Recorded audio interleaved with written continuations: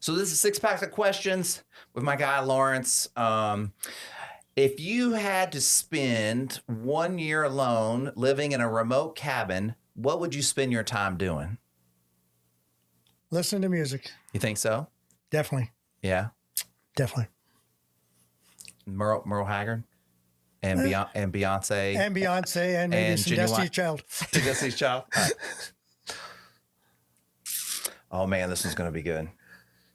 Have you ever had an experience that has led you to believe in angels or ghosts? Most definitely. I knew it already. All right, so tell me one quick. Is it angels and ghosts, or do you consider them to be the same thing?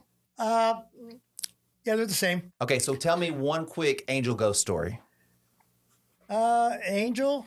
No. Let me just think. Okay, yeah, I was at a food bank, and I was helping the food bank out, and they had said no to a guy getting food out front of the building, and then I just went to the guy and I said, "Listen," I said, "is this the right thing that we should be saying no to somebody for food?" And the guy said to me, he said, "Yeah, well, that's what the boss says." The boss says. So this guy walks in the door, and nobody knew who he was, and he just said, he goes, "Well, I'm here to buy that man's food." And it was just like a premonition. Like the guy came off the street, and he just said, "I'm here to buy that guy's food." And obviously he was sent from somewhere to buy that guy's food. And I'm just like, dude, that is the coolest thing. I said, like, we were just discussing how he's going to get his food. He goes, "I'm here to buy it." "Who are you?" He says, "I was just waved in here to come to buy this food. I just come in and just say there's somebody who needed food." "Yeah." He goes, "I'm here to buy it." And that's what he did. He bought this guy's food. It's just like, well, I mean, but that's exactly what you talk about and preach, right? That's all it takes. That's all it takes. It's just like, what the? That was the craziest thing. But he had to be led to do it. Like, it's just somebody, somehow, some whatever being you want to send him to go there to do that. Really, really quickly, I don't want you to tell me all the stories, but you notoriously have jobs and just give away money, right? All the time. I mean, I don't want to make it sound like that, but I guess what the question I really have is, for all the money you've given away, have you gotten it back 100 times fold? Tenfold. Okay. I just want to check real quick. Just want to check. All right. Is it more difficult for you to be completely honest with someone or tell them a lie to spare their feelings? What's more difficult, to tell them a lie or to be completely honest? Tell them a lie. Yeah, right? Definitely. Yeah, you don't want to keep the facade going. You're hurting both parties. Yeah, both. Like, you're hurting yourself and you're hurting them, because they can't grow if they don't know the truth. Yeah, and you have to just find a polite way to tell them the truth, right?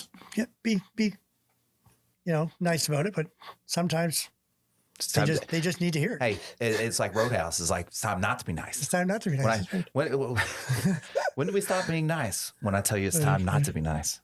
I'm going to get a shirt that says that. Be nice. Yeah. That's the next one. Yeah, just be nice, right? Oh, man, I don't know what. Okay, I'm gonna do this one next. What is the hardest thing you've ever done? Probably giving the flag to my friend's parents when I brought his body back. The guy that got shot in the head. Got shot in the head. Yeah.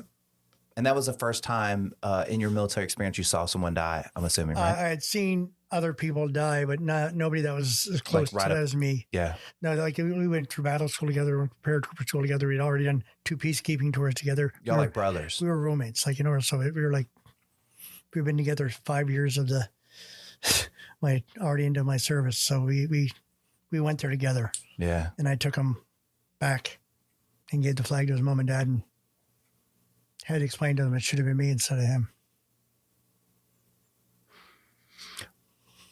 What has been the most spiritual experience you've had in your life?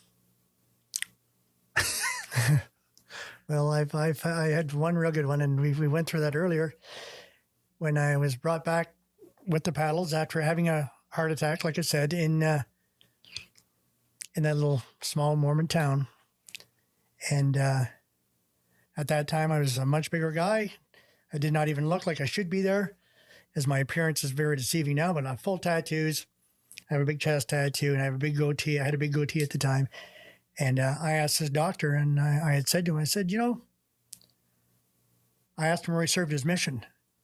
And he looked at me and he told me where, Mexico City. And I said, okay. And I asked him, I said, do you know these people? And I gave him the 3 names. And he said, yeah, I do. And I had said them in succession of when he had served with them as companions. And he asked me if I knew them. I said, no, I didn't know them. And to this day, I don't remember those names. I did not remember those names 1 hour after that. He said, how did you know to ask me those names? And I said, it came to me to ask you those names. Every time you tell me that story, I'm just like mind blown. And he came to me later and he said, I prayed for a sign because I was losing my faith in my religion. And he said, this big guy comes. And he said, out of nowhere, into this small little town of Caramel, Utah, into my little small hospital around on that night. Just everything aligned. And he said, you asked me that question. He goes, you just reaffirmed my faith. It doesn't get any more pure than that. Don't get more spiritual than that, does it? No, it's just to say it's there. All right. So I'm going to finish up with this question. What would you like your proudest accomplishment? Wait, let me back it up. Okay. What would you like to be proudest of? Your accomplishments or your character? My character. All day, right? All day, every day. I don't care what I accomplish in my life. I really don't. I mean, but my character is what I live by and what I try to show people how you should live. Like I'm the furthest thing from perfect out there. But I'm telling you right now, if you value yourself and you value other people around you, it will all come together at the end of the day. Love one another and love yourself. Because if you don't love yourself, you can't love anybody else. My man. Hey, thank you so much.